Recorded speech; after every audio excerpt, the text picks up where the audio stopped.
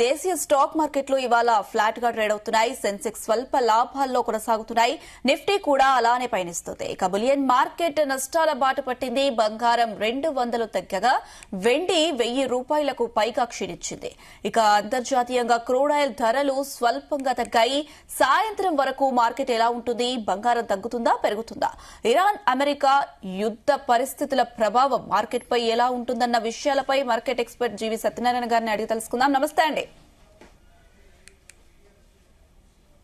సత్యనారాయణ గారు.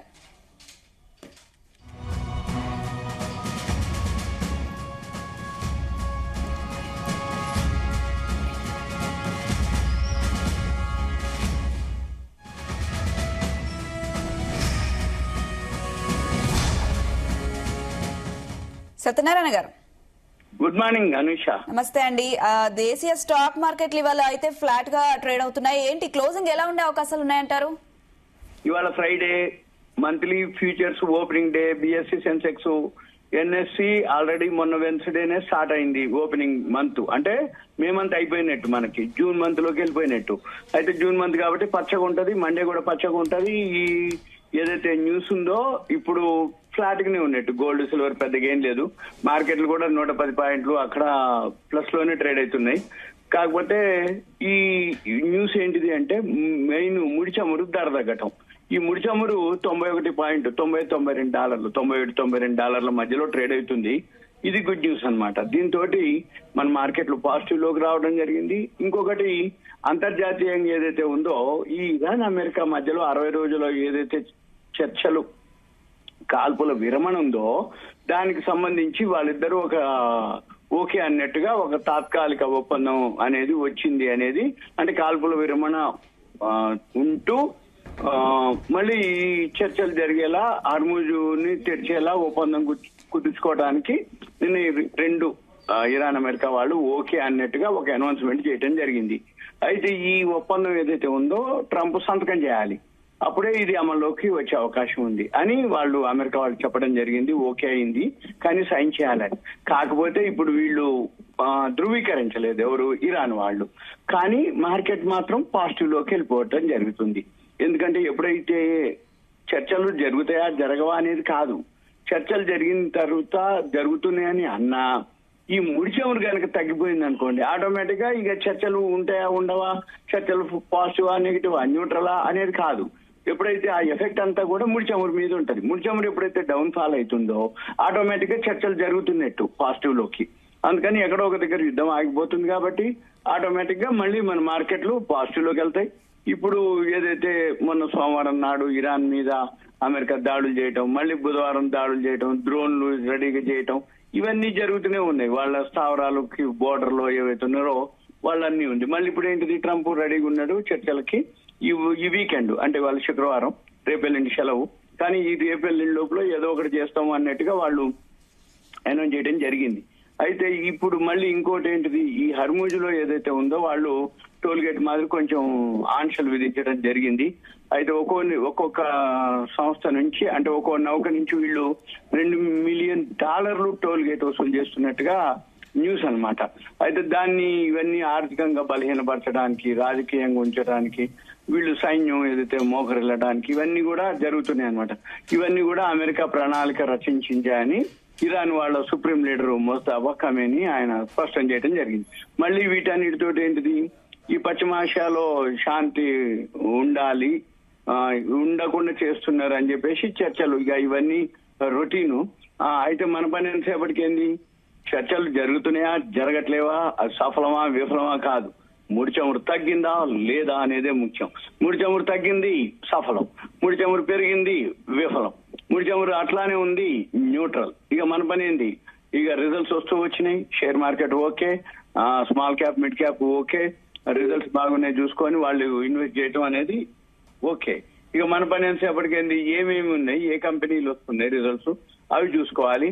ఇప్పుడు gold silver పాజిటివే, ఎక్స్పైరీలు అన్ని అయిపోవచ్చినాయి. అంటే ఇప్పుడు నిన్నటితోటి బిఎస్సి ఎక్స్పైరీ అయిపోయింది మే మంత్.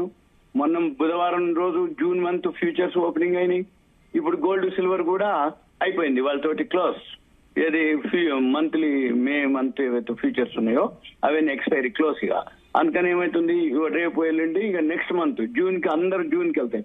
ఎప్పుడైనా కానీ ఏ మంత్ అయినా కానీ ఫ్యూచర్స్ ఆప్షన్స్ లో జరిగేది ఏంటిది అంటే గోల్డ్ కానీ సిల్వర్ కానీ షేర్ మార్కెట్ కానీ మిగతా మార్కెట్లకు పని లేకుండా మన మార్కెట్లు పాజిటివ్ లోనే ఓపెన్ అవుతాయి. అంటే ఫస్ట్ వీక్ అంతా పచ్చగా ఉంటది అన్నట్టు.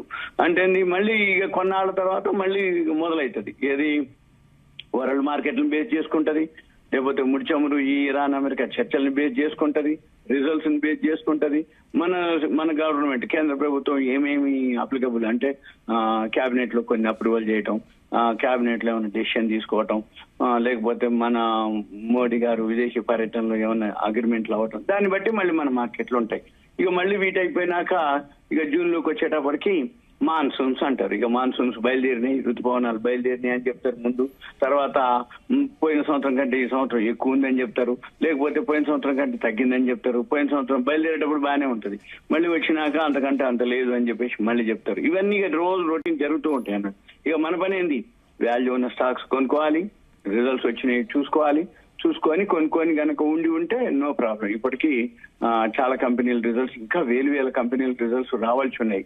నిన్న సెలవు కాబట్టి ఇక రేపెల్లిండికి ఇవాళ రేపెల్లిండిలో రావచ్చు. ఇంకా 2000 దాకా రావాలి, సుమారుగా 1800-2000 కంపెనీలు రావాలి. ఇంకా ఈ 2 రోజులు చూసుకొని ఇప్పటికి 3000 పైన మంచి కంపెనీలు వచ్చినాయి. ఆ రిజల్ట్స్ అన్ని చూసుకొని ఎవరైతే వాల్యూ ఉన్న స్టాక్స్ కొన్ని చెక్ లిస్ట్ ఉంటుంది. అంటే ప్రమోటర్ స్టేక్ ఎక్కువ ఉండాలి, అప్పులు ఉండొద్దు, రిజర్వులు ఎక్కువ ఉండాలి, కంపెనీ లాభాల్లో ఉండాలి, కంపెనీకి ఏదైతే గ్రోత్ ఆ సెక్టార్ కు గ్రోత్ ఉండేటట్టు ఉండాలి.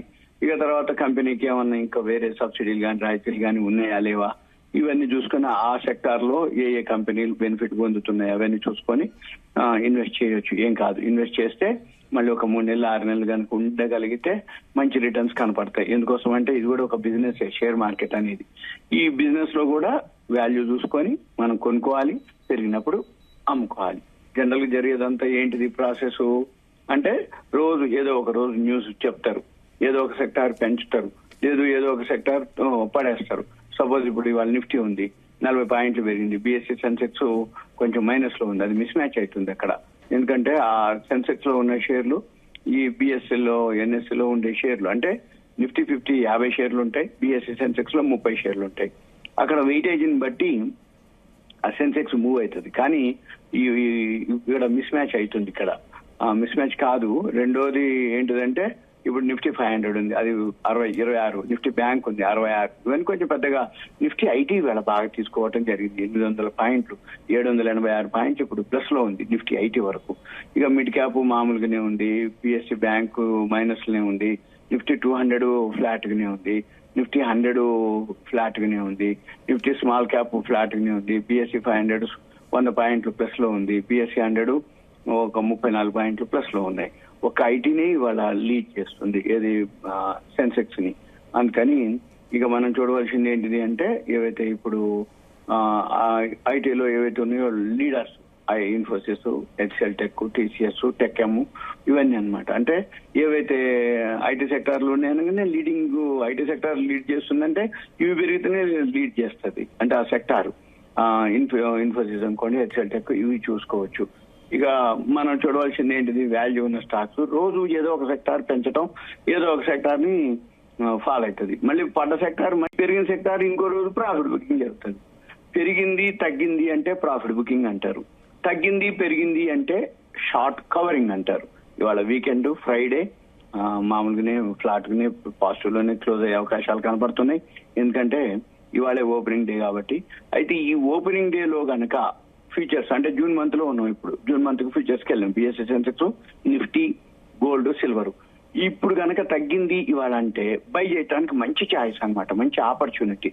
ఎందుకంటే ఫ్యూచర్స్ ఓపెనింగ్ డే తగ్గినా న్యూట్రల్ గా ఉన్నా రాబోయే రోజుల్లో బాగా పెరుగుతుందని అర్థం.